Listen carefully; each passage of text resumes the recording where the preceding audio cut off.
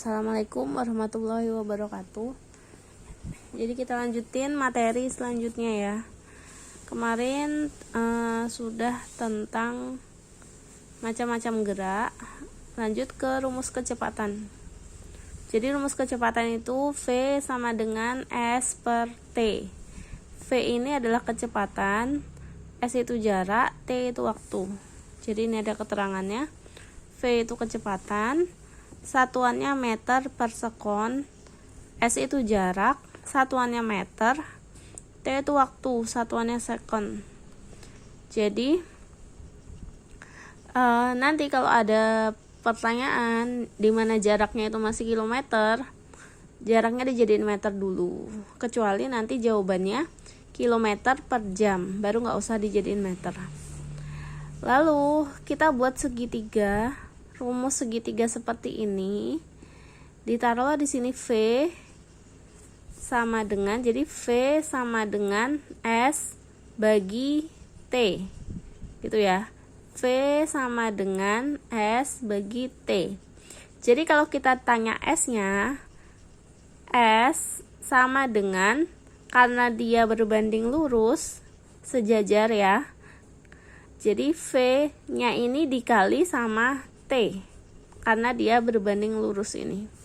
Jadi S sama dengan V kali T. Tapi kalau yang ditanya T-nya, kita bisa tutup. T-nya ditutup. T sama dengan S per V. Ya, jadi T sama dengan S per V. Jadi ini dibolak-balik. Di matematika juga sudah ada, cuma lambangnya aja yang berbeda. Ini lambang-lambang fisika ya. Jadi ada contoh soal, misalnya hitunglah kecepatan sebuah mobil yang menempuh jarak 3 km dalam waktu 10 menit. Jadi 3 km ini adalah jaraknya, lalu waktunya 10 menit. Ini adalah waktunya. Dah. Nanti kalau buat jawaban dari soal itu harus ada 3 unsur ini. Harus ada diketahui, ditanya, dan jawab. Jadi diketahui supaya kita tahu apa aja yang diketahui dari soal ini. Jadi diketahui jarak itu lambangnya S, S sama dengan 3 km. Karena dia satuannya kilometer, maka harus diubah menjadi meter dulu.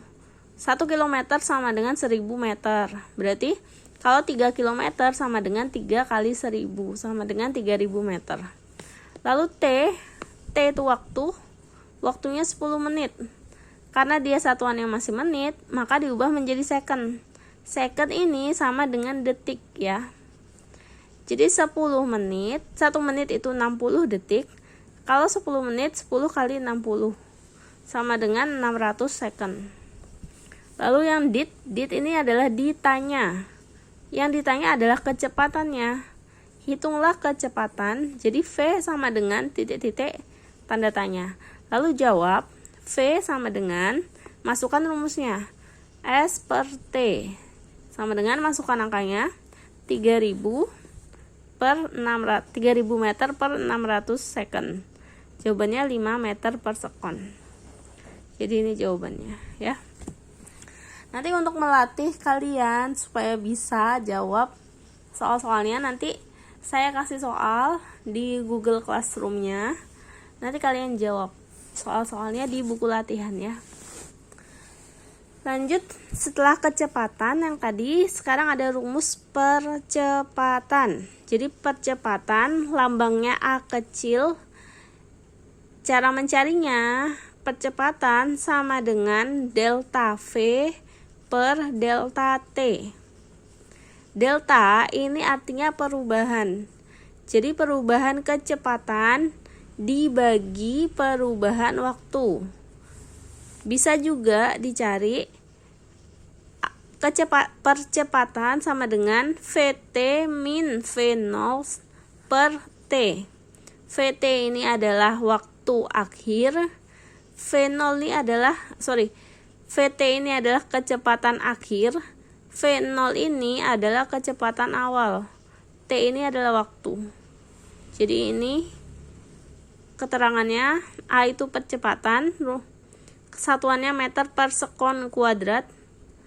Delta V ini perubahan kecepatan, satuannya second. T itu waktu, satuannya second. Sorry, salah nih ya.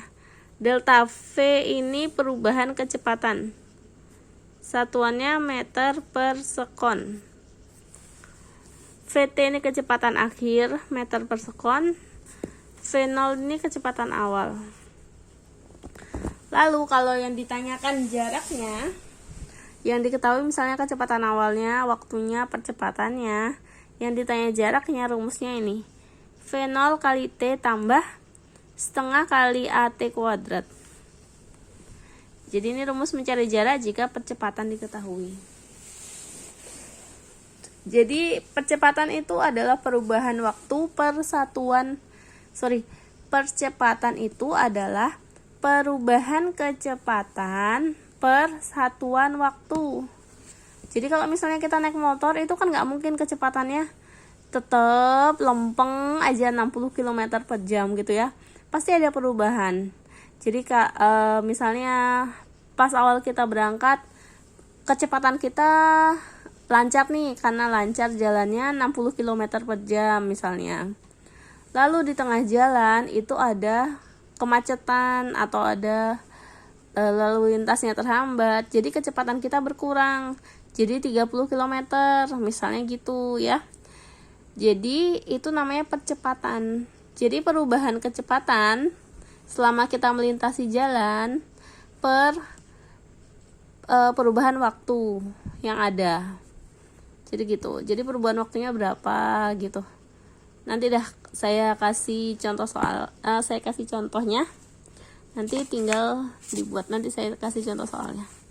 Lalu selanjutnya ada gerak lurus beraturan. Syaratnya supaya benda itu dikatakan melakukan GLB.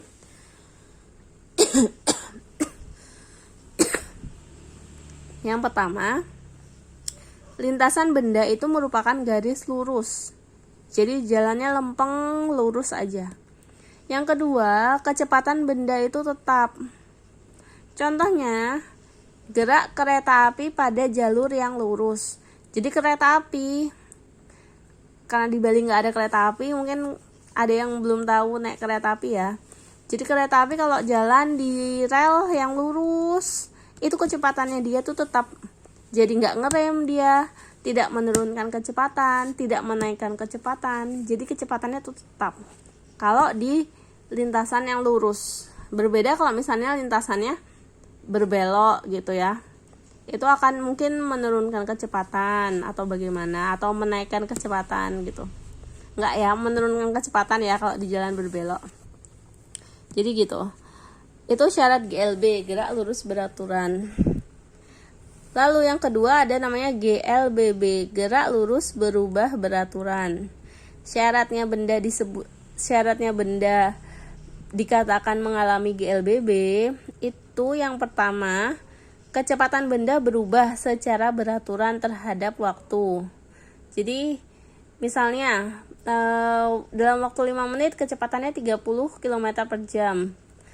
Lalu di menit kedua ya sampai 10 menit berubah lagi jadi 20 km per jam. Terus di menit selanjutnya sampai 15 menit berubah lagi jadi ke kecepatan awal gitu ya. Itu namanya gerak lurus berubah beraturan.